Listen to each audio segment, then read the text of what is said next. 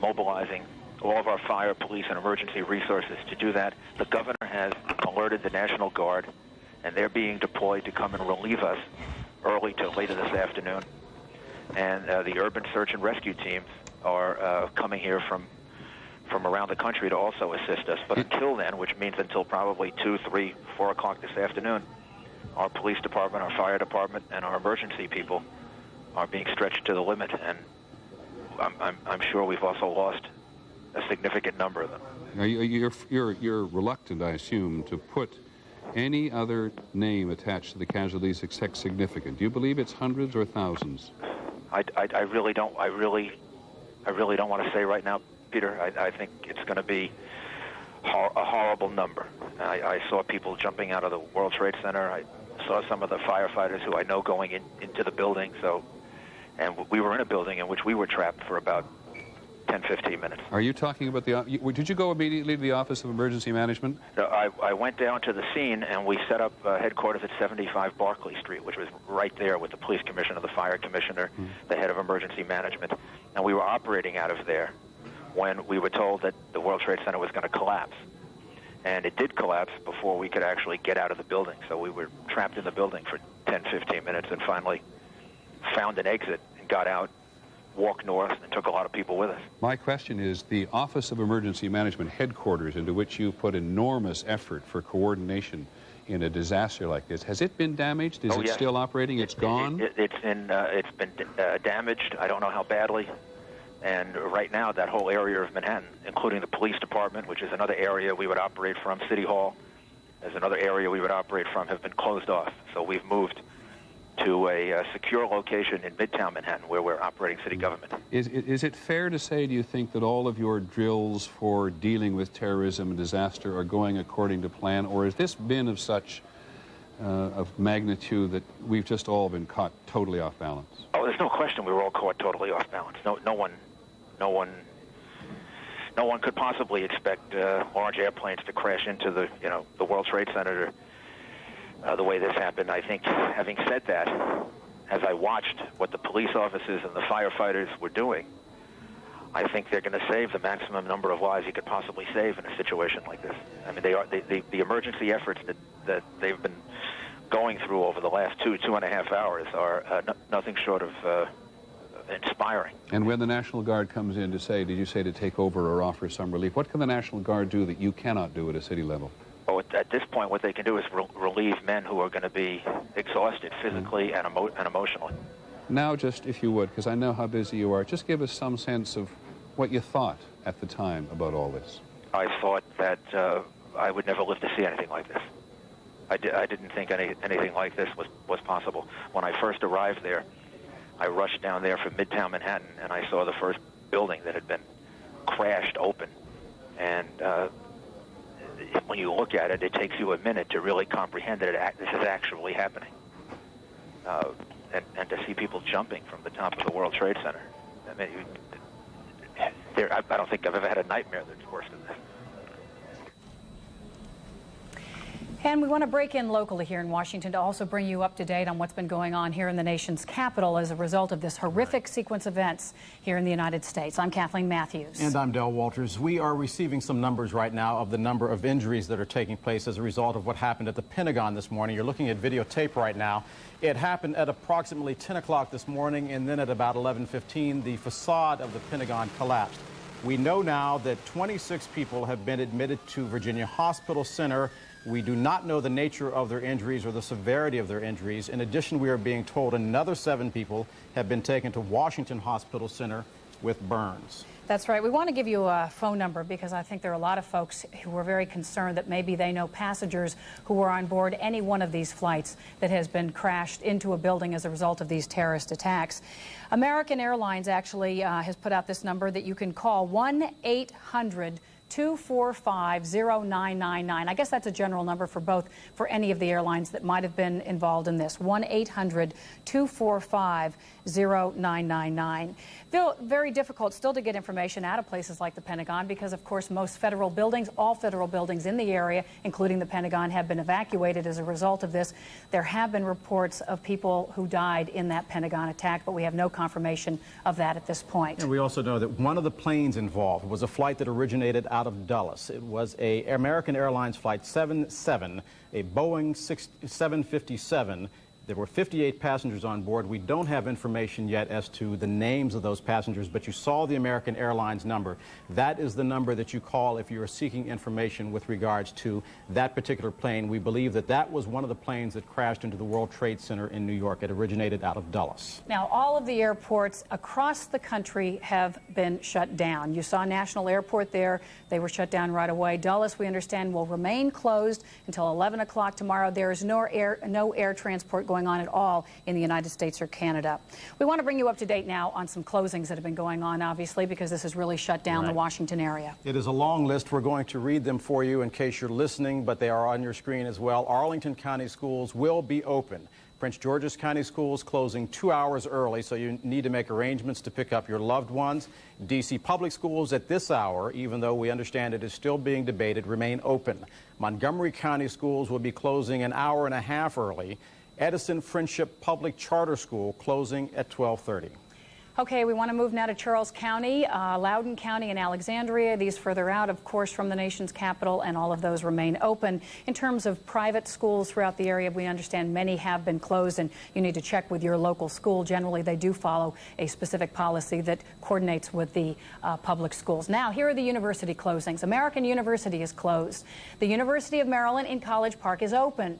The University College campus is closed. George Washington University is closed. Catholic University is closed. And UDC is closed. And this perhaps goes without mention, but D.C. schools, and I'm sure this goes for the other school systems as well, are saying that if you are concerned about the safety of your loved ones, by all means go and pick them up. My wife picked up our children, so it's understandable that everybody is shaken by what has happened today. It has never happened before. You saw the other closings there. Also, we have some metro closings. The metro station at Union Station, at the Pentagon, understandably, and at National Airport are all closed. The yellow line will be switching routes to necessitate and to facilitate the evacuation of the district that is taking place, as all federal government buildings have been ordered closed by order of the president himself. This is an incident that's been compared to Pearl Harbor already. I was talking to a congressman on Capitol Hill who said Washington will never be the same. Obviously, this is of great concern also to families and to children, and something that families need to talk about and try to calm their families and their children about. The mayor is actually going to be holding a press conference. It was scheduled for 1 o'clock, but because of all the gridlock downtown, it's been postponed a bit. As soon as that news conference, which will bring us up to date on what's happening in the city itself, comes about, we will bring that to you, if we can, live. And understand, as we continue our coverage, we are going to break in and out of coverage of ABC. But just a reminder, we survived Oklahoma City, we survived Columbine, we will survive this as well, and we will try and help you through it. Thanks very much for joining us. We'll join you probably every half hour. Meantime, we go back to Peter Jennings. To try to appraise the number of casualties that have been that have occurred in the World Trade Centers in their related area. But bear in mind that about 50,000, what did I say, Nancy, 50,000 people work in the trade towers, 80,000 people perhaps work in the adjoining areas. We've seen them in flight, and we have seen not one but two towers absolutely collapse upon themselves. And elsewhere in the country, we're still uncertain. There's still an unknown number of aircraft who've been ordered to land that haven't managed to get down to the ground. We're not absolutely certain that there are any aircraft on missions, if you will, which are unaccounted for, despite the fact there was a report some time ago that the aircraft which crashed outside Pittsburgh may have been on its way to Camp David. I emphasize that that's reporting of which we're absolutely not very sure at all. But ABC's Barry Serafin is at the Capitol at the moment. And we've been told for some time that the Senate leadership there was going to be sent to a secure location. Do you have a current status report, Barry? Well, Peter, we're not sure exactly what we're seeing here, but a few minutes ago, about 10 minutes ago, a military helicopter landed here behind me on the west lawn of the White House. And then a large group of people were seen to walk out to it, get on board, and fly right above us, over the mall in the direction of the Pentagon, perhaps. My guess, and it's only a guess at this point, is that these were members of the Senate leadership and the House leadership, and perhaps members of the intelligence committees on their way to a briefing to try to figure out what in the world is going on today. Were you able to walk up around the hill? No, Peter, we, like everybody else, have been kind of pushed off of the hill. They've got a cordon for blocks now around the Capitol. In effect, they've sanitized that area. So we're about 4 blocks from the foot of the hill here. And do you have any sense was there a sense of anticipation there? People sort of waiting for something to happen at the Capitol? Well, there is. Every time any kind of aircraft shows itself, and there haven't been many, there have been a few government helicopters moving around, all eyes turn to the sky, as you might imagine. Precisely, Barry. Thanks very much. Barry Seraphin, who's up at the Capitol. One of the things that is absolutely certain at the moment, which is to say that the chain of command in the country is very much in place. So you can just imagine yourself in some other country at the moment trying to anticipate, maybe even exhilarating at what's happening in the United States at the moment, and having some belief that you've disrupted everything. President's at 40,000 feet, just about to take off from Barksdale Air Force Base in Louisiana. We don't know where he's going, but I have to assume he's going to go to Washington. Cannot have the president being seen to be running around the country. By the way, the baseball games have all been postponed today. The entire Major League Baseball schedule has been postponed for today, as much as a mark of mourning and sadness for what happened in a variety of locations today. U.S. Earlier on evacuated embassies around the world. They're all quite familiar with that because on any number of occasions in the course of a year, you hear us say on the news that the State Department or the Pentagon has ordered a worldwide alert because something is going to happen or potentially going to happen. There's some kind of terrorist attack that's going to occur in some part of the world. The most recent terrorist alert, ironically, was in Asia over last weekend. In Japan and in South Korea, American embassies were put on alert because somebody somewhere in the in the intelligence establishment believed there was some potential for an attack. And it's something government has to do. It's something government has to do. Government has no choice, it argues. A lot of times you'll hear people saying, well, they've put up a state of alert again and nothing happened, and so they just do it all the time. And it's very hard on Americans traveling overseas to be somewhere where there's a state of alert. But as John McWethy, who covers the military establishment for us, points out, is something government is obliged to do, lest something ever happened and there had not been an alert. John, are you there, John McKenzie? John McWethy? John McWethy's here. Yeah, John, I'm sorry, I was obviously talking about not John McKenzie. This is I guess what one notices more than anything else today. This was a place where there was no terrorism alert. Nobody, I gather, that you've talked today seemed to know anything. One of the things that they have been studying so scrupulously over the last several months is how Osama bin Laden and other terrorist groups operate, Peter. They felt that they had some ability to monitor critical communications from these groups. I think it's going to be proved that the groups have learned some very important and deadly lessons from past terrorist events and the way the U.S. has been able to monitor them. It seems quite clear in this instance that they bypassed the normal methods of communicating and were able to organize this very complex operation in a way that basically escaped American detection. But John, I'm sorry, but I think a lot of Americans will hear you talking and be reminded that how often the government tells us how much more sophisticated it is and how much better able they are to monitor all this.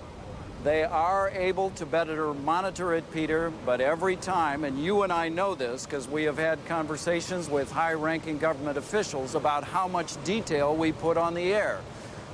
Every time the news media puts on these details, it helps the terrorists to understand the way that our government goes about monitoring their communications. Oftentimes, those communications intercepts are very sophisticated, but the terrorists are clearly adjusting. John, I wonder, by the way, on a slightly different subject in terms of today's disaster, whether you picked up reports of U.S. aircraft carriers being sent to New York Harbor to help in some way, maybe even to be floating platforms? I have not picked that up, Peter, but basically I'm standing on a highway at this point, so I'm not exactly plugged in. I appreciate that, John, and we benefit tremendously from your knowledge, so thanks very much. Come back at us when you think of something else you'd like to contribute. We talk about, the United States and Canada cooperated today in closing down the airports. A reminder to us that all Canadian airports, or most Canadian airports, at least major Canadian airports, are very close to the U.S. border. We learned just a short while ago that Israel today, United States and Israeli relationships, so very close, closed all of its airspace to foreign aircraft today and evacuated many of its embassies and missions overseas. In terms of the war against terrorism, the United States and Israel are seen by the terrorists and the potential terrorists and the people who would do one harm as partners in this, and so it's perfectly natural for the Israelis to be doubly and trebly on a state of alert today. We've now managed to get the tape of President Bush speaking at Barksdale Air Force in Louisiana on his way from Florida to, as you heard Ann Compton say, somewhere. We assume Washington. And here's what the president had to say when he was in Louisiana. Freedom itself was attacked this morning by a faceless coward. And freedom will be defended. I want to reassure the American people that the full resources of the federal government are working to assist local authorities to save lives and to help the victims of these attacks. Make no mistake, the United States will hunt down and punish those responsible for these cowardly acts. I've been in regular contact with the Vice President, Secretary of Defense, the National Security Team, and my cabinet. We have taken all appropriate security precautions to protect the American people. Our military at home and around the world is on high alert status, and we have taken the necessary security precautions to continue the functions of your government. We have been in touch with the leaders of Congress and with world leaders to assure them that we will do whatever is necessary to protect America and Americans. I ask the American people to join me in saying a thanks for all the folks who have been fighting hard to rescue our fellow citizens, and to join me in saying a prayer for the victims and their families. The resolve of our great nation is being tested, but make no mistake, we will show the world that we will pass this test. God bless. Well, the president could not have spoken more accurately in that final remark there. A great nation is being tested. And the president reassures the nation and anybody else in the world who will hear this that the nation will pass the test. And there is no doubt about that, I think. In the United States of America, as horrible as these incidents are, and as tragic as Oklahoma City was, the great strength of the nation, is always there. I recognize that's one man's opinion, and doesn't account for the individual shock of individual families or intelligence or military establishments, which have all suffered a grievous blow today in one way or the other. But it does say, I think, what people in most parts of the world believe, that as horrible as this is for the United States and its citizens, the United States continues to be unquestionably the leadership of the world and the example in the world of freedom and democracy. However much one may criticize it, ourselves included, on any given occasion or incident. It's interesting that in Oklahoma today, Governor Keating ordered all state office buildings closed, and the Oklahoma City Police created a one-block perimeter around the jail where Terry Nichols is housed. So again, you have an example of how people's minds work immediately. Was somebody going to try to spring Terry Nichols from jail, or was someone going to attack the jail in which Terry Nichols is housed? But in the wake of Oklahoma City, and based on what's happened this morning, nobody should be surprised. And the Associated Press has done a really good service here by checking with every state in the country so far. As you watch this on the east coast of the United States, think about that. In California, all airports were closed. Places like Knott's Berry Farm were closed today. The Museum of Tolerance in Los Angeles was closed. The Library Tower, all closed. And the State Emergency Committee convened, naturally under Governor Davis, to see that there was heightened security at all of the state buildings. In Florida, you know what happened. Walt Disney World was evacuated, closed its parks and shopping and entertainment complex. You're talking about the effect that this incident has all across the country. Airports were closed everywhere across the country, as we know, including in Georgia and Illinois, where the Sears Tower was also shut down, in Chicago, and all state government buildings in Chicago and in Springfield, the capital, were closed down. Indiana, all the federal offices were put on alert. In Kentucky, where the southern governors were about to have their full scope of their annual fall conference, it was canceled. And obviously the governors of Tennessee, Kentucky, West Virginia, Louisiana, Mississippi all went home to their respective capitals because of this. In Louisiana, where the president has just left, the upper floors of the Capitol building were closed. The offshore oil port, which handles the supertankers in the Gulf of Mexico, suspended operations. And we've said several times this morning that when you think about terrorism, you think about oil supplies, and so that was fairly natural. In Michigan, the tunnel between Detroit and Windsor, Ontario, was closed to car traffic, and we do know from other reporting that security was increased at all of the border crossings between U.S. and Canada and between the U.S. and Mexico. But in all the states where there are military bases, including North Carolina, all of the military bases prepared for a possible change in status. And you heard Governor Pataki of New York say a short while ago that the National Guard from various surrounding states will be brought in here to give some sense of relief for the New York City Fire and Police Department, who must just be going through a hellish experience at the moment. John Miller, first of all, you've been on the phone for a little while. Tell me what you got. Well, as things have developed at the scene, there have been a number of things that have happened. First of all, nobody in city government can right now put a number, even a ballpark estimate on the number of injured and dead.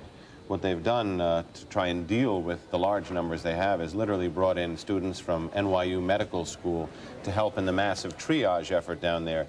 The nearest hospital, Beekman Downtown Hospital, has lost steam power as a result of the explosion, which means they can't sterilize anything. So they've essentially become a MASH center and are feeding people out to other area hospitals. Another reason to get the National Guard in here quickly, because they come equipped. Right. Another thing, as New York City hospitals became overwhelmed, ferry boats began to shuttle victims across the river to New Jersey, to hospitals in Jersey City and Bayonne. We saw, by the way, some ferry boats on the Hudson River a little while ago. So that was them ferrying casualties across exactly to New Jersey on the other side.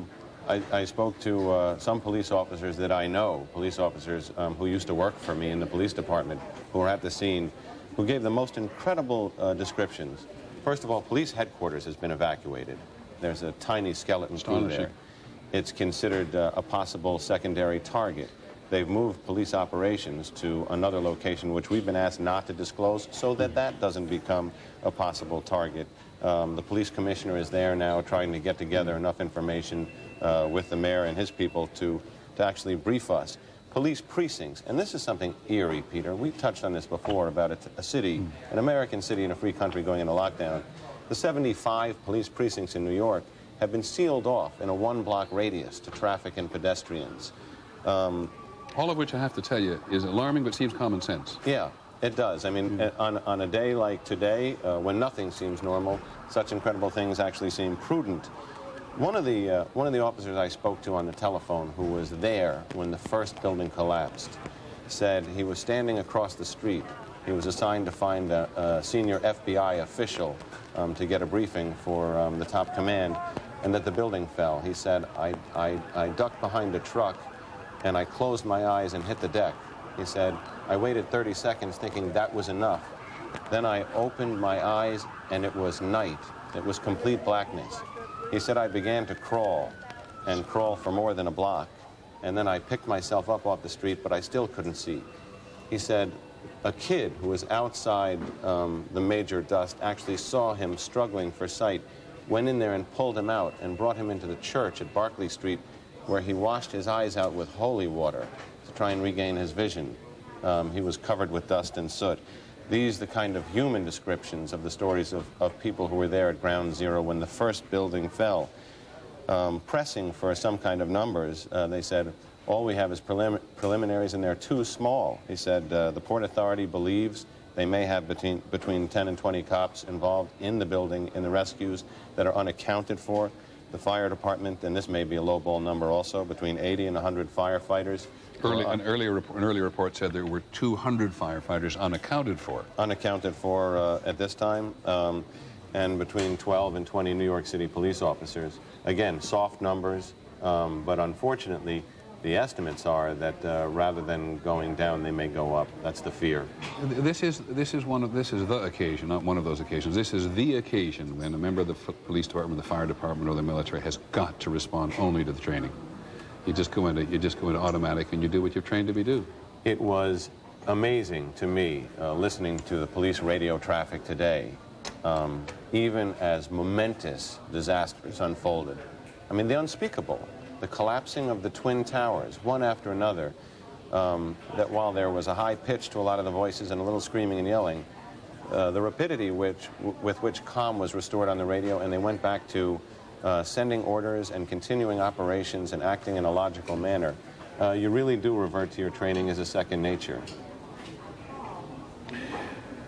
As you look at this and you listen to John Miller, and I thank you, John, for that. No one is better plugged into the police and firefighting apparatus in New York City than John Miller. He not only been a reporter for most of his adult life, but he worked for the police department in New York for a while before he had the good sense to come back to journalism, and he is totally plugged in. But even and when he talks about soft numbers here, it's because as you look at this disaster scene, that's a live picture.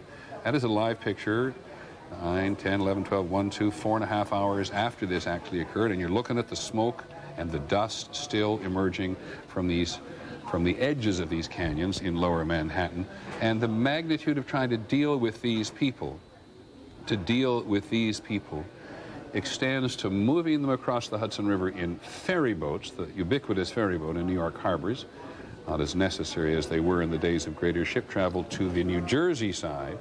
And the Canadian television network, our partner, one of our partner television networks in Canada, is now reporting that American burn victims from here, I'm not sure whether it's the Pentagon or here, but I suspect it's from here, are being transported as far away as Canada to Canadian hospitals there. And there you get some sense of how difficult it is to get a real grasp of how enormous this is, other than to say, as the mayor of New York and the governor of New York State both said to us a short while ago, I just don't want to touch the casualty figures as of now. Pierre Thomas, who's been with us for much of the morning, also reports from the FBI. And we may never know much more about one of the aircraft than this, that at least one of the planes this morning, we haven't got no more details than that, was able to communicate that it had been hijacked. In some cockpits, in some of the aircraft now being used in commercial service, there's a button you can hit that sends a code to your headquarters that says you've been hijacked, so you don't have to try to tell the hijacker that you're actually talking to headquarters. But that's as much as we know about one of the several aircraft today which were involved in attacks on the United States. Now, Diane Sawyer at Times Square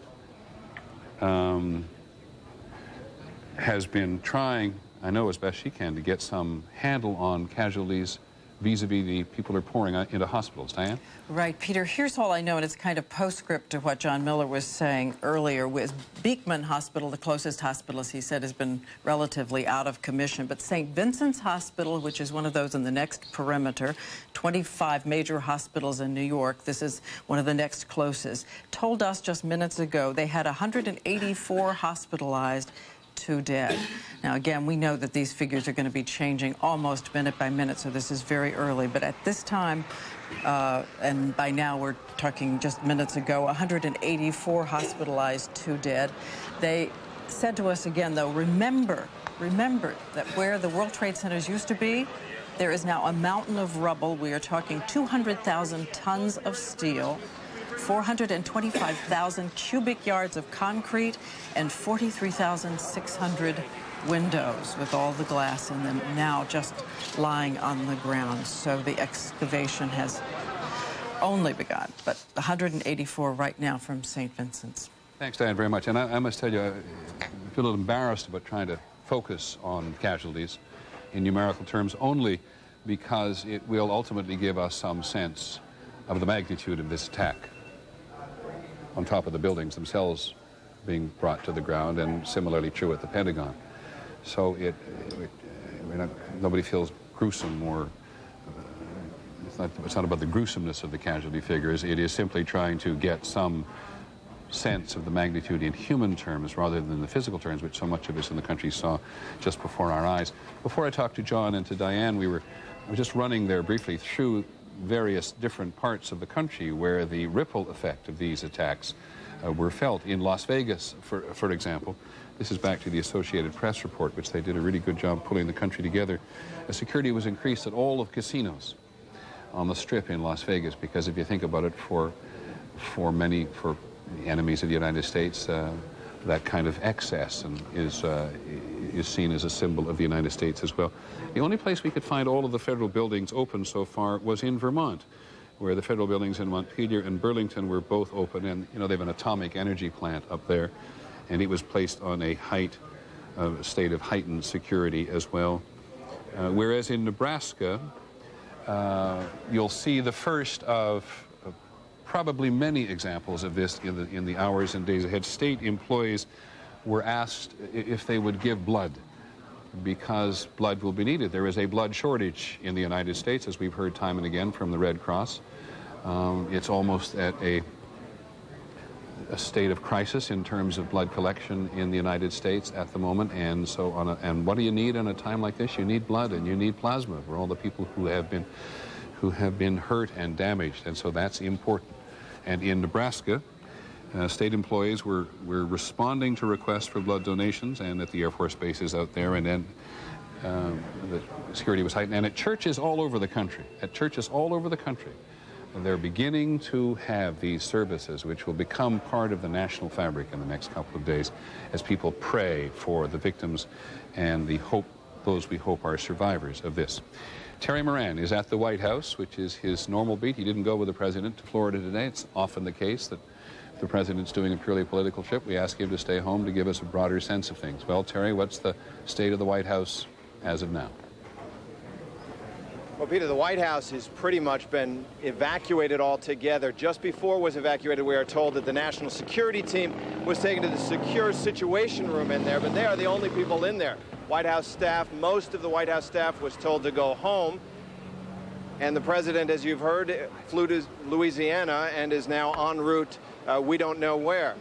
As he said, he is trying to make sure that the country knows that the government is still running. We've seen around town motorcades assembling outside the various cabinet departments, and we've just seen recently some traffic into the White House. So there is some government activity, but without the president at the moment.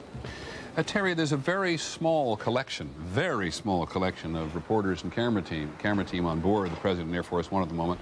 I think the only reporter on board is Ann Compton, am I correct? Or certainly the only television reporter on board? Well, actually, Ann is in the radio seat today. The pool, as it's called, is flying with the president. Today, CBS News is the pool. It alternates every day. Right. This pool will travel with him wherever he goes, and he made that statement that we saw earlier to the pool. The rest of the press who was accompanying the president to Florida, we are told, is now on a bus because of the air traffic shutdown from Florida back to Washington. Terry, I wonder if, from your perspective of our White House correspondent, whether you agree with me, and certainly our political director, I think, who says that how the president now spends his time today, what he is seen to do, is absolutely vital, not just to the country, but to him. Well, it's critical time for him. He said that the nation is being tested, the new president is being tested as well. But he has other restrictions on what he can do. That political mission he has to reassure the country and to show that he is leading it is actually secondary or even tertiary. The first thing is he has to keep himself safe.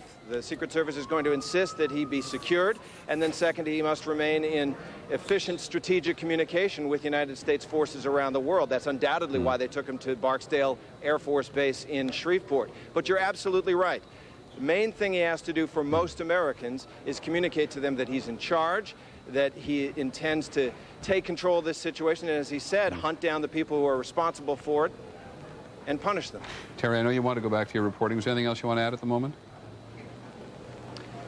Well, Peter, it's just that this whole complex, which is usually abuzz with activity, which is really an office for hundreds of people, is now silent for the most part, and an armed camp. And that is a very striking thing for all of us who go to work there every day. And what I notice is you're to the south of the South Lawn. You're on the southern side of the White House. We very often see you broadcasting from the other side of the White House. Why are you way down where you are? Well, we've been cleared out of the North Lawn, which is where we normally broadcast from, and we are now, as you can see, south of the south ellipse of the White House. I can tell you that the evacuation of the White House itself, which has happened before with bomb threats and suspicious cars and packages, today did not proceed as orderly as it has. I was told by one of the White House staffers that their security official came in and said everybody should leave in an orderly fashion, and about a minute later an agent ran in and said, just run, get out. Okay, thanks very much, Terry. We'll come back to you, but you get some sense from Terry Moran standing there, locked dramatically out of the area with which he is so familiar. We saw some pictures earlier today. I'm here we get them up again for people who have just joined us, of people leaving the White House early on. First, the White House police walking out fairly casually, and then as the tension began to build and the awareness of what was going on began to be heightened, people began to run outside of the White House. This is a place supposed to be, you know, quite extraordinarily secure. And he was, I think, more than anything else, this concern that... I'm Del Walters, live in the ABC 7 newsroom. You're looking at live pictures right now of the Pentagon, and as of 7 minutes ago at 1:37, D.C. Mayor Anthony Williams, actually around 1:30 Eastern Time, declared a state of emergency in the District of Columbia. He indicated that 100 police officers will be manning key intersections and that the National Guard is being mobilized at this point. We want to bring you up to date right now on what's happening in the nation's capital. Of course, all of this comes after an attack on the Pentagon at about 10 o'clock this morning. We have pictures of that earlier today. The Pentagon evacuated after a plane flew into the heliport entrance of the Pentagon, landing in the central courtyard there. Major damage at the Pentagon. As a result, very quickly, not only the Pentagon was evacuated, but also our U.S. Capitol building, the White House, as you heard Terry Moran saying earlier, all federal buildings, including the State Department, now all monuments and museums have closed, culminating now in the mayor talking about this being a state of emergency here in the nation's capital. This is the injury update. At this hour, the efforts to fight the fire at the Pentagon continue.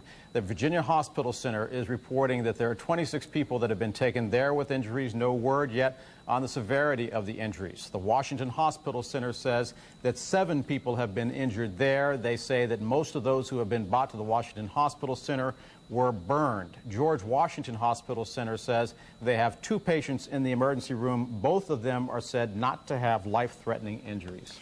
Well, this attack has obviously precipitated a certain level of chaos downtown, as not only federal buildings have closed, but also a lot of private office buildings and schools closing around the area. And so we want to show the mayor earlier when he was speaking about why he thinks Washington should be in a state of emergency. Here's the mayor. The heinous terrorist acts committed this morning are the acts of cowards. Like all of you, all of us in the district are saddened by the loss of lives these acts have caused. Let us keep all the victims and their families in our thoughts and in our prayers. I'd like to reassure the citizens of the District of Columbia that all of our emergency agencies are fully deployed to meet any emergencies that might arise. I ask your cooperation and full support during this critical period. Our first priority is to be able to respond effectively to the emergency situations as they arise. To that end, and to ensure that we have the highest level of preparedness, I have declared a state of emergency in the District of Columbia so that emergency vehicles can move throughout our neighborhoods and so that in the event of an incident here in the district, we are fully prepared. I'm also communicating regularly with the White House and have the full support of our federal emergency agencies as well as the cooperation of the D.C. National Guard. We want to bring you up to date on the situation. One of the emergencies here involves the donation of blood. The Red Cross says that the donations and the blood supplies are low. The number you can call if you wish to give blood is there on the screen. It is 1-800-GIVE-LIFE. Again, 1-800-GIVE-LIFE. And also, you're being told not to call 911 in the district. Instead, use the number 311. The mayor also said stay out of the city if you can. If you have to come to pick up family members or children, do that. But if you are able to, you should stay out of the city. We'll be back. We have to be on a war footing. Senator Hagel has said that we've got to start securing our borders, locking down our airports, revisiting the way we protect our public institutions. What about that? I hope that's not true. I would say it another way. I would say we've come face to face with a new reality, a reality that we knew existed and we knew was possible, a reality that has happened in varying degrees in other countries. But if, in fact, in order to respond to that reality, we have to alter our civil liberties, change the way we function, then we have truly lost the war. The war is one that allows us the way to conduct the war is to demonstrate our institutions are functioning, that your civil liberties, your civil rights, your ability to be free and walk and move around, in fact, are not fundamentally altered. Anybody who's willing to strap dynamite to their body or have a suicide kamikaze mission, you'll never fundamentally be able to stop. It doesn't matter what you do. There are a lot of things we can do, though, to diminish significantly the possibility of this happening again without changing our character as a nation. Well, it's an amazing scene here, Peter. The skies are clear. There are usually planes in the sky. The skies are clear over the Capitol. The streets are completely empty. There is still smoke rising up from the Pentagon where the plane hit the Pentagon earlier. And as you can see, the members of Congress are all trying to grapple with what to do next. Senator Biden, of course, is going to be receiving all kinds of security briefings. Linda, I have a question, if I may. Yes, Peter, go ahead. I have a question for the Senator. I apologize via you. The Senator is the chairman of the Senate Intelligence Committee, so he is party to all of the information in the intelligence community. Was the intelligence community so taken up with the idea of chemical and biological warfare against the United States that they didn't pay enough attention to this possibility? Well, they clearly understood this was a possibility. The problem has been we have been focusing, in my view, I don't want to second-guess anybody here. Look, the prospect of a chemical, biological, pathogen probability is real. Some of us, literally as recently as yesterday, I spoke to the National Press Club and talked about the fact that it's just as easy to fly from National Airport into the White House as it is to, do the same thing in New York. I mean, look, we know all these possibilities exist. And one of the things we have to do is we have to get our priorities straight in terms of what the real threats are that face us and use the assets we have to begin to deal with those threats. What I don't want everybody to think is this is some worldwide conspiracy where there's tens of thousands of people who are part of this army that attacked us. This is a group of people who are very well organized, obviously are relatively well funded, and we have to figure out how their network has worked, but we have to penetrate it. But it's not, this is not, we can't, Peter, just say we're going to focus only on this kind of incident and not on chemical and not on biological and not on pathogens, not on anthrax. This, in a sense, is the most god-awful wake-up call we've ever had. Senator, let me to ask how you we have to redirect our resources. Let me ask you one more question, then. I didn't realize you could hear me. At the Pentagon and the State Department, you'll already hear people doing what they almost always do in an instance like this. This is so sophisticated it must be Osama bin Laden. Maybe so, but is the United States too focused on one man? The tendency in these circumstances is to be too focused on one man, one idea, one prospect. I think that we should be calm. Those of us who hold high public office, just calm down a little bit, collect our thoughts, collect the information, and in a methodical way analyze what we know happened and what we can derive from that. I think it's much too early for us to make those kinds of judgments. The first thing is what the president is doing. He called for calm. He's getting in the airplane. He's coming back to Washington, D.C., and I applaud him for that. And we should be back up and running as quickly as we can. And I think we should do this. This cannot be dealt with overnight. It's an incredible tragedy. But it's the new threat of the 21st century that we are now facing. And we're going to find a way to deal with it. This nation is too big, too strong, too united, too much a power in terms of our cohesion and our values to let this break us apart. And it won't happen. It won't happen. Many thanks, Senator. And Linda, do you want to add something? Linda Douglas? Well, I just want to say that this is the beginning of what will clearly be an enormous, a profound debate here in the Capitol. The dynamics of the debate in this country, as I've discovered in talking to members of Congress, have been fundamentally altered now. And here you're hearing a discussion of whether we should lock down, open up, and how we tackle this, and what our priorities are, and how we protect ourselves. So I've had just astonishing conversations with members of Congress, Peter, and there's a very grave feeling here right now in the Capitol. Linda, thank you very much, and thank you, Senator Biden, as well. We'll have Linda Douglas available to us all the time, thank goodness, and Senator Biden says one of the most profound things about all this, which we've said several times this morning, which the terrorist wins when he or she manages to alter the behavior of a people, or infringes on the way of life in a country, that the country, a democratic country particularly, alters its way of life, because that's a step up for the terrorist in question, because it raises the whole question of civil liberties and access and freedom of movement. And Pierre Thomas has just come back to join us. You've had this tremendous argument covers the Justice Department for us. You had this tremendous argument in Washington as to whether or not that street outside Pennsylvania Avenue outside the White House should be open again to vehicular traffic or kept closed. I mean, terrorists is already winning in that one regard. Absolutely. And members of Congress and members of the D.C. delegation in particular have been arguing to reopen Pennsylvania Avenue. The Secret Service has been adamant. You cannot reopen it. Oklahoma City showed the nation what can happen with a car bomb. Peter, I just got off the phone with a very senior FBI official, and he talked about the feeling of people being stunned at the FBI. The FBI Director, Robert Mueller, the Deputy Director, Tom Picard, are at the Special Operations Center. They are communicating with the various field offices. And two bits of information. One, they said that there was communication from one of the planes noting that they had been hijacked. And I had a rather interesting conversation about that. He said, the problem is that there's no system in place once the plane notifies that it has been hijacked. No system in place to stop an ongoing attack. He said, think about it. If we had had time to notify the military would have had to make a decision. Do we shoot the plane out of the sky? Well, both of you have to help me. You and John Miller have to help me on this, because they put this device in cockpits so that notably airlines would know if one of the aircraft had been hijacked. But nobody really, I mean, I'm sure people did think, but not many people thought hijacks were going to lead to using these aircraft as full-scale kamikaze flights against public buildings. And I don't remember either one of you the last, if ever before, there's been the use of a civilian aircraft to attack a public installation in any country in the world. I may be wrong on that. You know, it's certainly something so rare that I can't conjure one up. Two things come to mind. One, in or about 1980 or 81, a man with a gripe flew a plane in circles around the United Nations building, threatening to crash it into the building if his demands weren't met. And police helicopters went up. Police hostage negotiators began to talk with him, and they literally talked him and his plane down in LaGuardia Airport.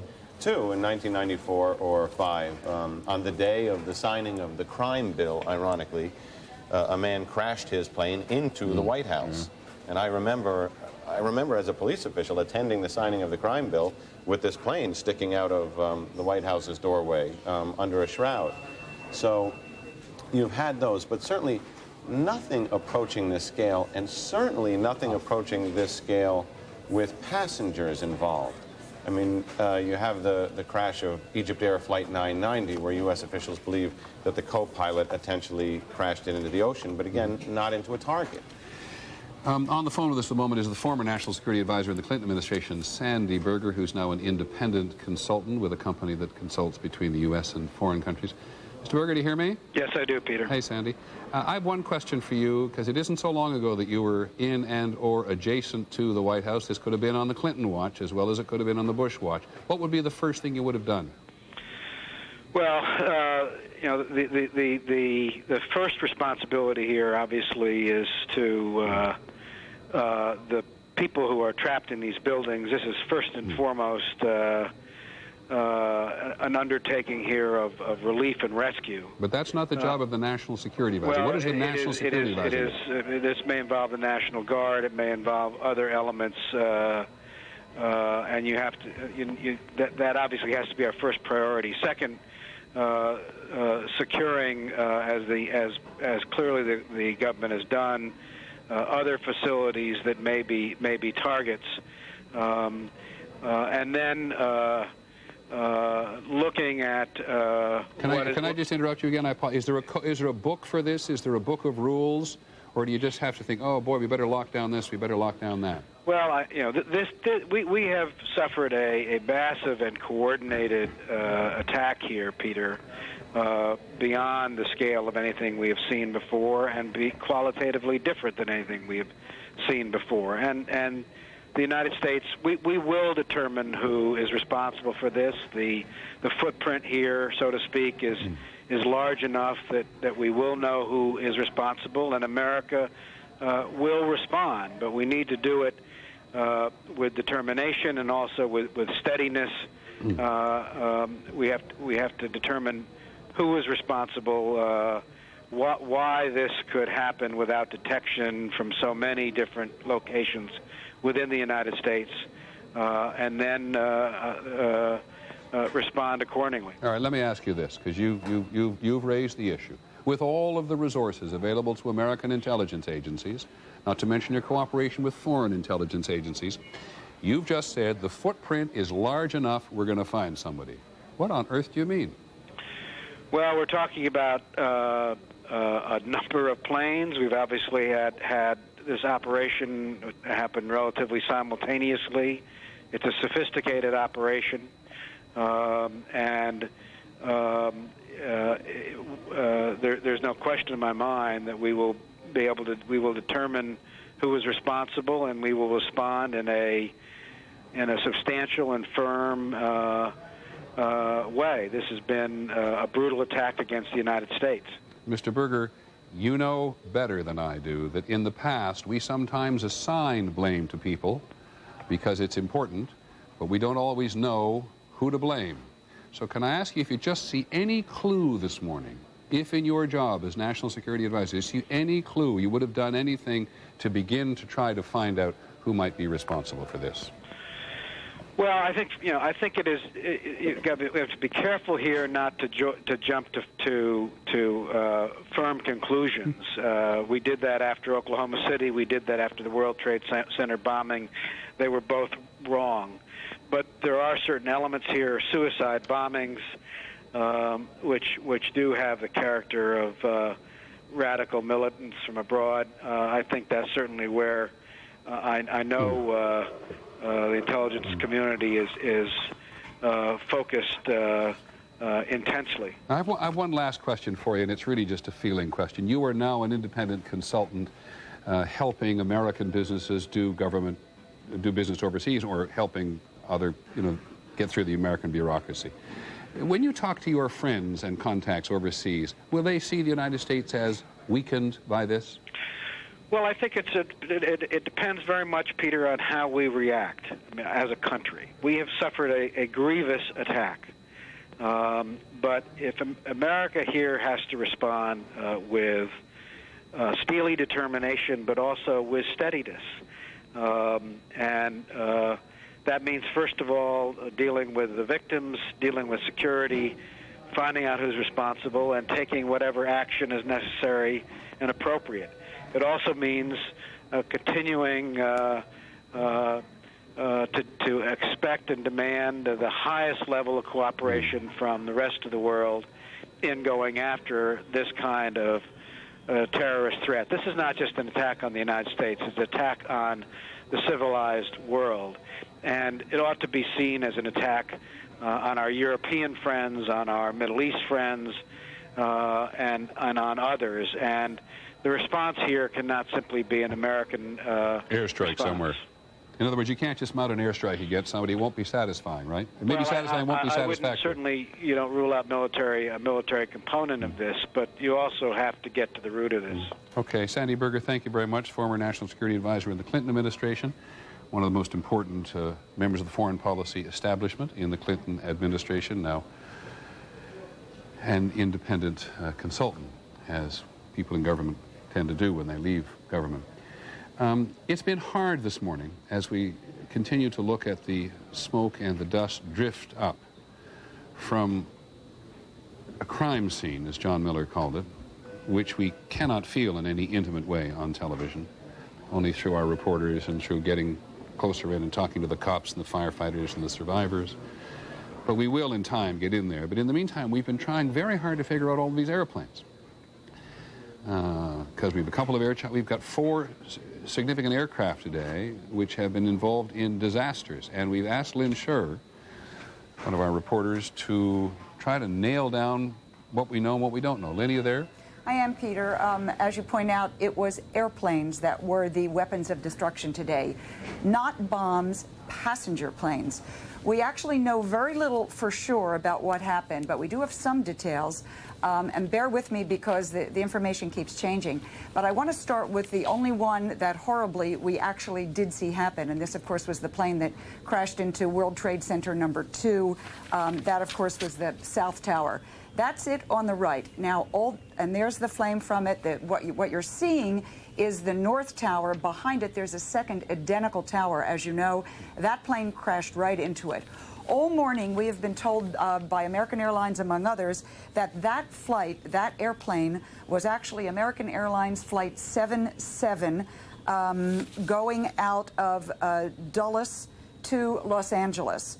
We were told 58 passengers, 4 flight attendants, 2 pilots on that plane.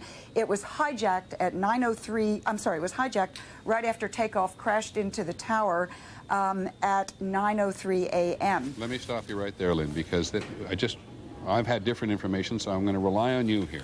You now believe that American Airlines Flight 77, which took off for Dulles on its way to Los Angeles, crashed into the trade towers, not into the Pentagon. We were told that originally. What I'm about to tell you is that the FBI is now saying that that's the one that went into the Pentagon.